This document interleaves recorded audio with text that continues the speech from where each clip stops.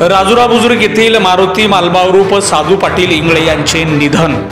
उदगीर येथील खाजगी रुग्णालयात उपचारादरम्यान 15 नोव्हेंबर रोजी सकाळी 10 वाजता झाले निधन। जिल्हा परिषद प्राथमिक शाळा मंडलापूर येथे कार्यरत असलेले सहशिक्षक राजाराम मारुती पाटील इंगळे यांचे होते वडील।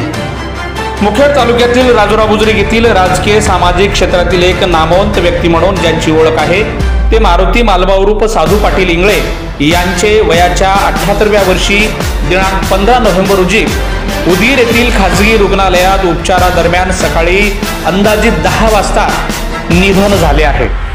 जिल्हा परिषद प्राथमिक शाळा मंडलापूर येथे सहशिक्षक म्हणून कार्यरत असलेले राजाराम मारुती पाटील इंगळे यांचे होते वडील।